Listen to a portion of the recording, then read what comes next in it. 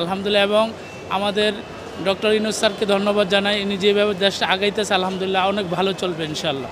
তবে আমার কাছে অনেক ভালো, ডাক্তার ইউনূসের কথা আগে বলছি, অনেক ভালো। দেশ ঠিক হওয়ার পর দেশটা আরও ভালো হোক, আমরা এইটাই চাচ্ছি।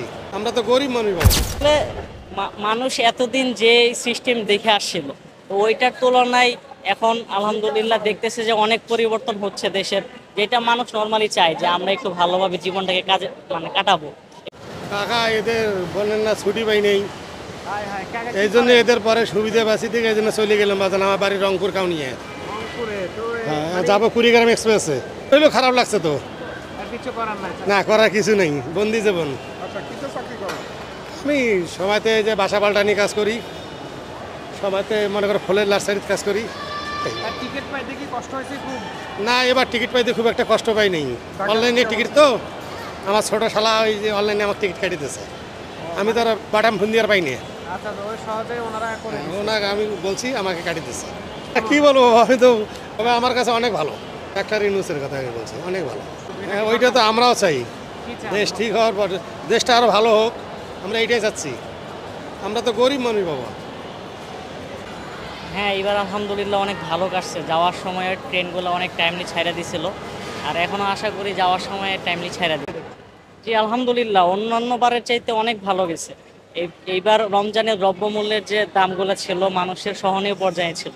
অন্যান্য বারে রমজানে দেখা যায় তো রমজান আসার আগেই বাজারের দামগুলা, নিত্য প্রয়োজনীয় জিনিসগুলোর দাম অনেক বেড়ে যায়।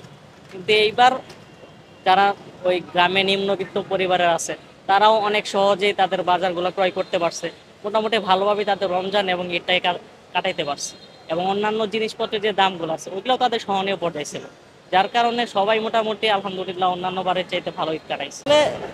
মানুষ এতদিন যে সিস্টেম দেখে আসছিল, তো ওইটার তুলনায় এখন আলহামদুলিল্লাহ দেখতেছে যে অনেক পরিবর্তন হচ্ছে দেশের, যেটা মানুষ নর্মালি চায় যে আমরা একটু ভালোভাবে জীবনটাকে কাজে কাটাবো, কিন্তু আমাদের সবকিছু সহনীয় পর্যায়ে থাকবে।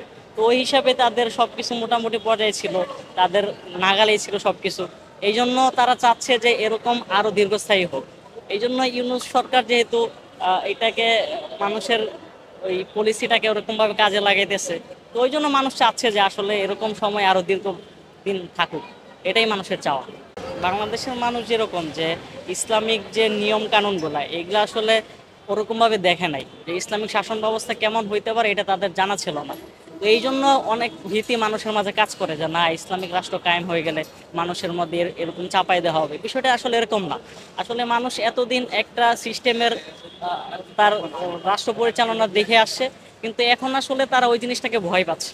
এই জন্য এখন আসলে আমাদের যদি ওই জিনিসটা তাদের কাছে ফুটাই তুলতে পারি না, যে ইসলামিক শাসন ব্যবস্থা কায়েম হইলেও যে তারা ভালোভাবে তাদের জীবন পরিচালনা করতে পারবে, তাইলে আসলে তাদের ওই ভয়ভীতিটা কাটা যাবে আস্তে আস্তে।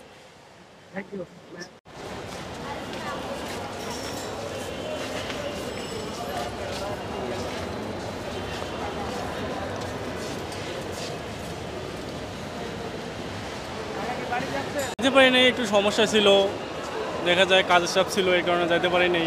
হ্যাঁ হ্যাঁ, ঈদের আগেও টিকিট পাইতে অনেক কষ্ট, অনেক জ্যাম জট, তার মধ্যে ছোটো বাচ্চা কাচ্চা আছে আমার, যাইতে একটু সমস্যা হইতো, এর কারণেই আর কি ঈদের পরে। না না, এখন টিকিট পাচ্ছি, কোনো সমস্যা হয় না। আমরা টিকিট কাটছি হলো 30 তারিখে, মোট কথা হলো ঈদের দিন এসে আমরা টিকিট কাটছি রাত্রে। হ্যাঁ হ্যাঁ হ্যাঁ, ঢাকায় মোটামুটি বেশ ভালো কাটছে আমাদের, কোনো সমস্যা। চাঁদ রাতের দিন জয়দেবপুর গেছি, আলহামদুলিল্লাহ ভিড় অন্য ঈদের চাইতে অনেকটা কম ছিল আলহামদুলিল্লাহ। এবং আমাদের ডক্টর ইউনূস স্যারকে ধন্যবাদ জানাই, ইনি যেভাবে দেশটা আগাইতেছে আলহামদুলিল্লাহ অনেক ভালো চলবে ইনশাআল্লাহ। আসেন।